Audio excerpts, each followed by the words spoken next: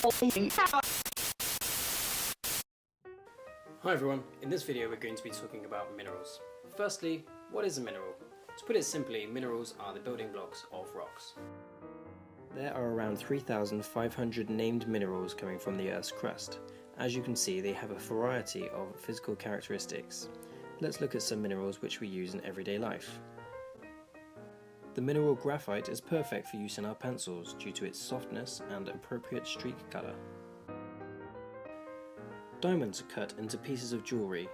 It is also used on building tools such as drill heads and cutting blades due to its extreme hardness. What actually makes a mineral a mineral? For a substance to qualify as a mineral, 5 criteria must be met. If any one of the criteria is absent, it is not a mineral. Let's take a look at those 5 criteria now. The substance must exist as a solid under normal conditions on Earth.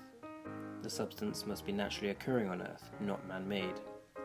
The substance must be inorganic, not derived from living things. However, parts of organisms such as teeth, bones and shells are still classed as organic. The substance must have a fixed chemical formula made up of specific elements. Let me give you an example. Quartz is made up from 1 silicon and 2 oxygen atoms bonded together. Quartz is always defined by this chemical formula. Another example is pyrite, also known as fool's gold. It is made up of Fe, which is iron, and 2 parts sulfur. Pyrite is always defined by this chemical formula. Number 5, the substance must have a specific crystalline arrangement of atomic structure. Let's test some substances out using these 5 criteria. First, we have mercury. Criteria 1 states that it must be a solid to class as a mineral, but mercury is a liquid, so no, mercury is not a mineral. As we know, coal is formed from compressed organic matter. It is solid and it is naturally occurring, but it is not inorganic, meaning that it doesn't fit in with criteria 3. Coal is not a mineral. Here's a controversial one, water, more specifically, ice from a glacier. Well, it is naturally occurring on Earth in a solid state, it's inorganic, has a fixed chemical formula, but does it have a crystalline structure? Actually, yes it does. So according to these criteria, ice is a mineral, though some people may disagree. Gold matches all 5 criteria, so it's definitely a mineral.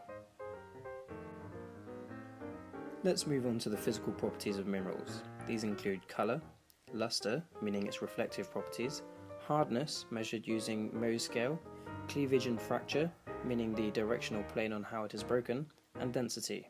Let's take a look at hardness. Mohs scale of hardness is used to compare the hardness of materials. The softest mineral, talc, is at 1 and the hardest mineral, diamond, is at 10. The steps on Mohs scale are not equidistant though. The difference between diamond and corundum is far greater than the difference between talc and gypsum, as demonstrated in this diagram. Mohs scale of hardness is not quantitative, so can only be used to compare and categorize the hardness of minerals. The physical properties of a mineral are dictated by its atomic structure.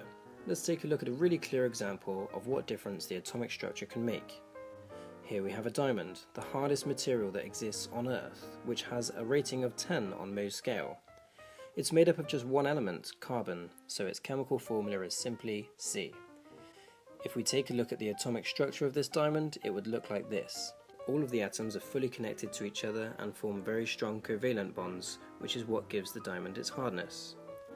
Conversely, graphite is a soft mineral at just 1.5 on Mohs scale.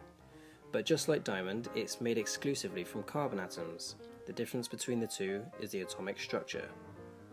As we see from this image, although there is a sheet of strong bonds, the bonds between the sheets are much weaker, giving the mineral completely different attributes. Okay, to summarise, minerals are the building blocks of rocks. Minerals have defining physical properties such as colour and hardness, the significance of atomic structures, Mohs scale of hardness, and the 5 criteria. It must be a solid, naturally occurring, inorganic, have a specific chemical formula, and must have a definite atomic structure. Thanks for watching.